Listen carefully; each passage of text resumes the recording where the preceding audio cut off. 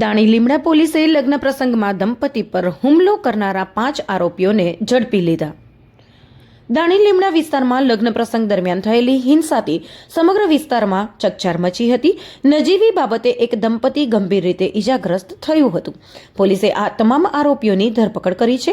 પ્રાપ્ત માહિતી મુજબ ફરિયાદી ઇરફાનભાઈ દરગાહ પર સલામ કરીને પરત ફરી રહ્યા હતા ત્યારે ગૌસિયા કોલોનીમાં ચાલી રહેલા લગ્ન પ્રસંગમાં પહોંચ્યા હતા. ત્યાં સૈફ અલી અને તેના 4 મિત્રો ભેગા મળીને ખૂબ જ અવાજ કરી રહ્યા હતા. ઇરફાનભાઈએ તેમને શાંતિ જાળવવા અને જોરથી ના બોલવા માટે વિનંતી કરી હતી. અસામાન્ય ટકોરથી ઉશ્કેરાઈને સૈફ અલીએ ઇરફાનભાઈ પર હુમલો કરી દીધો હતો. જ્યારે તેમની પત્ની વચ્ચે બચાવવા પડ્યા ત્યારે તેમના પર પણ છરી વડે જીવલેણ હુમલો કરવામાં આવ્યો.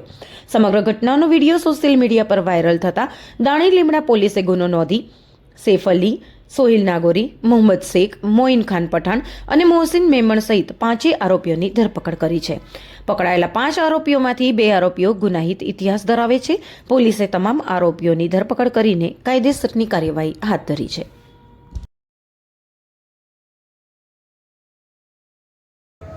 તારીખ 3/8/2025 સવારે 7:45 વાગે આ કામના જે ફરિયાદી છે ઇરફાન વજીરદાર એ શાહ આલમ દરગાહ ઉપરથી સામેની સાઈડમાં લગ્નનો પ્રસંગ હતો. લગ્ન પ્રસંગ આવતા હતા તે દરમિયાન આ કામના આરોપીઓ જોરશોરથી બૂમ બરાડા કરતા હતા. એમને કહ્યું કે મહિલાઓની અવર જવર થાય બૂમ બરાડા કરશો ને, જે બાબતમાં તેના વચ્ચે બોલાચાલી થયેલી. જે બાબતનો ગુનો બીએનએસ કલમ 118(1), 115(2), 296(b), 54, 324(4) અને જીપીએક્ટ 135(1) મુજબનો ગુનો દાખલ થયો.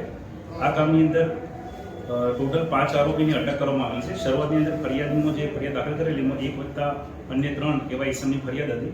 અત્યાર સુધીમાં 5 આરોપીની અટક કરવામાં આવી છે. આરોપીમાં એક છે સોહિલ નાગોરી, સૈફ અલી ખાન શેખ, મોહમ્મદ મિયા શેખ, મોઇન ખાન શેખ અને છેલ્લે જે નામ હમણાં ખુલ્યું છે એ મોહસિન મેમણ છે. 2 આરોપીને તવાબ ફાઈનનો ધંધો કરી ગુજરાન ચલાવે છે અને અન્ય 3 આરોપી ફેક્ટરીમાં કામ કરે છે. સર, આ હુમલામાં કોઈને ગંભીર ઇજાઓ કે પહોંચી હતી ખરા? મારશું શું? આ કામનો ફરિયાદીના ભાઈ અને ફરિયાદીની પત્નીને છરીના અડવાથી ઘાસરકાનું નિશાન ઈજા થયેલ છે. ગુનાહિત ઇતિહાસ ખરો સર આરોપીની અંદર સૈફ અલી ખાનનો 2019ની અંદર રાયોટિંગનો ગુનો દાખલ થયેલ છે અને અન્ય બીજા એક મોહસિન શેખ જેઓનો 324 મુજબનો ગુનો દાખલ થયેલ છે.